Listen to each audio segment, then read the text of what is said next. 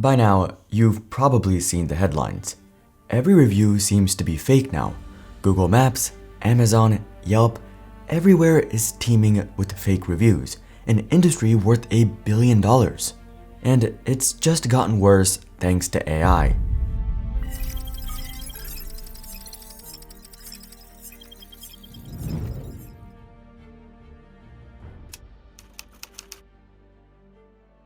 Trust in online reviews is deteriorating.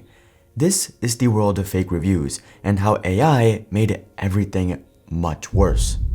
To understand what's happening right now, we need to peer into the multi-billion-dollar industry hiding in plain sight. The reliance on reviews is very real. Research found that a stunning 93% of customers have made purchase decisions based on online reviews, and 90% of customers claim reviews influence their decisions. 81% of customers use Google to evaluate a business before purchasing. A positive review is more likely to make a customer buy than a discount or free shipping. Word of mouth is powerful. It's why every marketing textbook lists it as the most effective method. A Harvard Business School study from 2011 estimated that a 1-star rating increase on Yelp translated to an increase of 5% to 9% in revenues for a restaurant, but it goes much deeper. Businesses with better reviews are more likely to rise to the top of ranking because they pull in better search results thanks to search engine optimization. So an opportunity arose. Why not just fake the truth a little, pretend you're a customer and write a review? And unfortunately, Google has made it surprisingly easy to do. Why? Local guides. Fake customers will create a Google account, use someone else's photo, then an account can become a local guide by leveling up their profile by reviewing a cluster of businesses in one area. The account gets a badge, and to others, it seems legit. But you don't need any validation to do this. You don't need proof of address, form of ID, you just need to tell Google you live there. And even worse, you can lock your account, so others can't check if you're real. It's not just limited to positive reviews either. Some businesses will send 1-stars to a competitor to draw customers to them instead. After all, if you see 2 burger shops, one with a 3.5 and one with a 4.9, which are you more likely to trust? But the worst part is that Google is very hesitant to remove these, and small businesses can be stuck with them for months. One business owner pleaded for help with fake reviews they flagged a month prior which weren't removed, only to receive a response from a Google Gold product expert who said, Google has no tolerance for fake reviews, who told them to flag the inappropriate reviews. It was then locked despite over 6,600 people marking they had the same question. Pretty sad, but it's not just Google. Fake reviews are everywhere. In the 2010s, an incentivized review culture began to appear on Amazon. Sellers would give out free products or discounts in exchange for good reviews. Not fake, but biased and unreliable.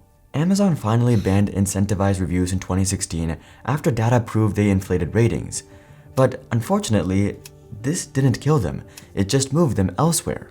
By 2022, Amazon uncovered over 10,000 Facebook groups coordinating fake review swaps for cash or free items. On Amazon, fake reviews can get quite sophisticated. For example, a seller will get your name and address, likely from leaked data, and send a low-cost item to you. Then, they use the delivered status and leave fake reviews, tricking Amazon into thinking it's real. This is also a huge problem on Temu and Alibaba. There's also another problem called catalog abuse. Amazon items often have variations to products, like a different size, color, flavor, but all on one page. This is like when you see a shirt with different colors. They're technically different products, but also the same. Well, fake sellers will abuse this to add on their own item and take all those good reviews. This could mean a consumer thinks they have found a pair of 5-star headphones, but on closer inspection, the majority of reviews are about a mobile phone charger. But if you didn't look a bit deeper, you'd have never known. In 2023, the fake review industry as a whole was worth $1 billion. SEO companies began offering fake reviews as part of their services. Groups disguised as marketing agencies began selling fake reviews. This is why these fake reviews often come in batches, dozens of 5-stars for a local restaurant at the exact same minute. The US government has been chasing them down for a while. In fact, New York's Attorney General set up a fake yogurt shop in Brooklyn to lure these fake review companies, and 19 agencies were fined a total of $350,000. But it's an endless game of whack-a-mole. The businesses caught paying for them can also get fined tens or hundreds of thousands of dollars, but for many, the risk is worth it. It boosts business, at least in the short term, until people realize why you're faking reviews. In case this isn't clear, fake reviews aren't good, and it's been a big problem for years, though it was all about to get much, much worse.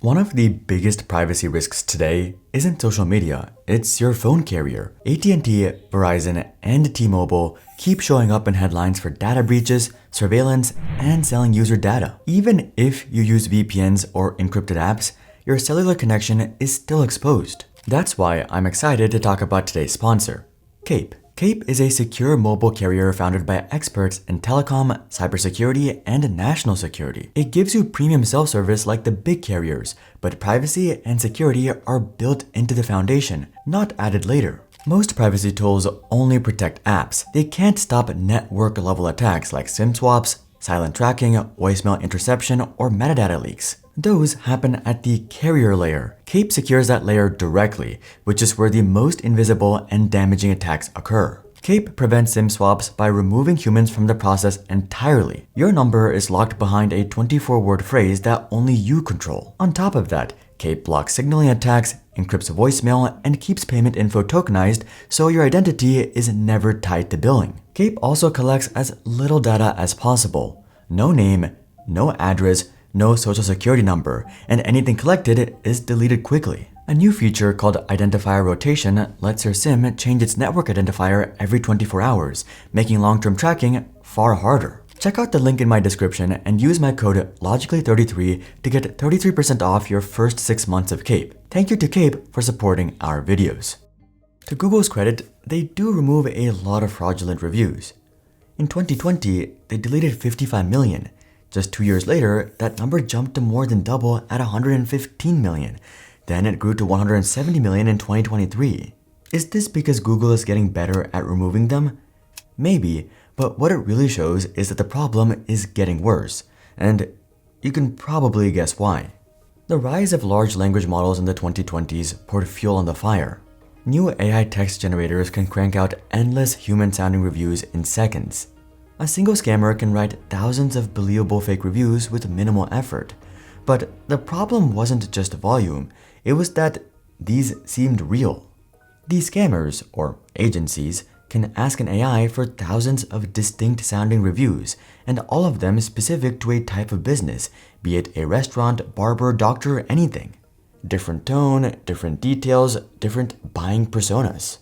Fake reviews changed from broken English spam or just great service to stuff like, I bought this for my dad who works construction. He loves it.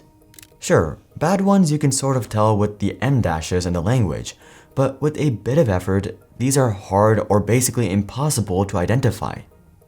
Amazon claims over 99% of product pages in 2024 contained only authentic reviews. But let's look a little closer. A study of fake Amazon reviews found 3% of front page ones were AI generated, and 93% of these had the verified purchase badge. Not great, but it gets worse. The Transparency Company analyzed 73 million reviews, and nearly 14% were likely fake. So, is there any way to combat this? Well, let's take a look back at big tech. Amazon reports proactively blocking 275 million suspect reviews in 2024. That same year, Google also removed over 240 million fake reviews, up 40% year over year. Luckily, many of these were removed before they were ever seen. They also removed 12 million fake business profiles. Most of this is done with machine learning or a platform's own AI, but it's an arms race between an AI leaving fake reviews undetected and another AI looking for them. Fake reviewers constantly adapt their tactics. For example, one strategy to dodge detection is paraphrasing. Instead of getting GPT to generate reviews from scratch, scammers will ask it to paraphrase an existing real review. It becomes a cat and mouse game, But it's not just big tech fighting them. In late 2023, the US FTC banned the sale or purchase of fake reviews. You would have thought this was already done, but better late than never. Amazon, Google, and Yelp have also started suing these fake review brokers, but even with the hundreds of millions deleted every year, it's still not enough.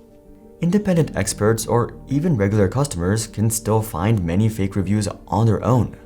There are still many getting past detection, and the rise of AI has impacted more than just fake reviews. The platforms we use every day and many people who seem to be just like us are all fake. Is anything we read even real anymore?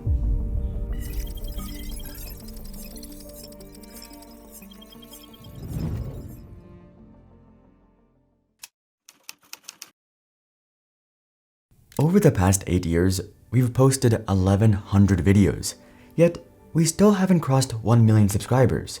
We are close though, and I believe 2026 is the year, and if you subscribe right now, we can actually make that a reality. You might have seen some weird stuff in the past few years.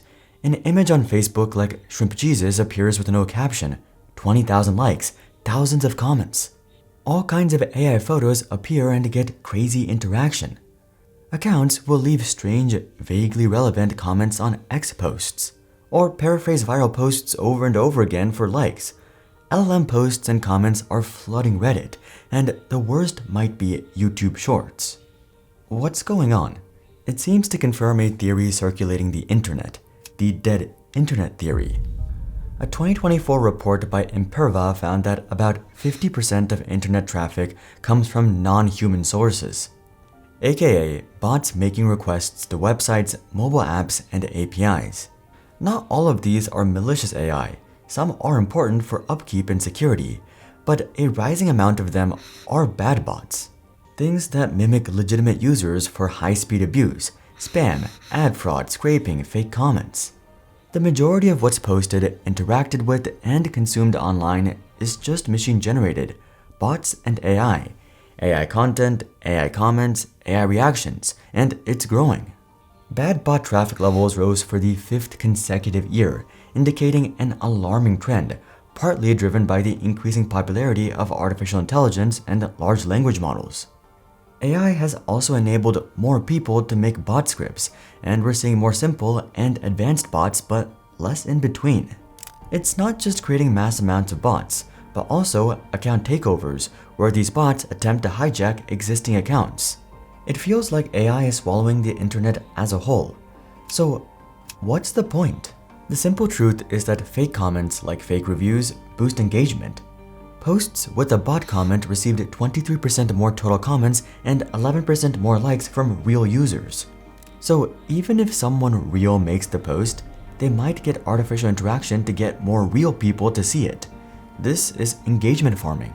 Some brands or content farms use AI to auto-generate replies like "great post" or "thanks for sharing" on hundreds of posts per minute. This tricks the algorithm into pushing them to other users, or it might just post engagement bait like "hot take, dogs are bad," or post something clearly false with confidence.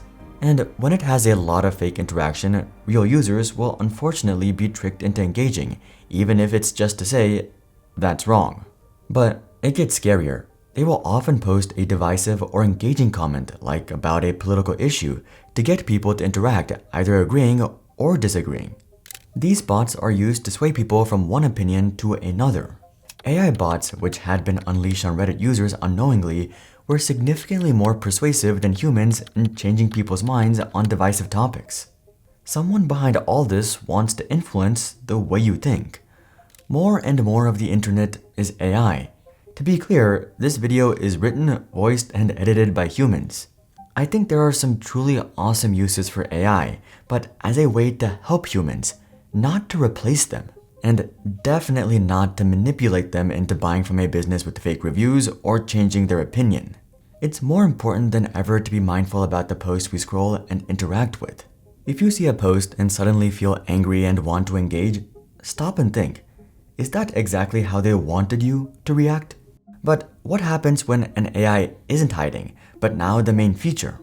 Google has added AI to their search engine and made it almost unusable, and now they might be paying for it. Check out this video to learn more, but until then, I'm Hari, and I'll see you guys on the next one.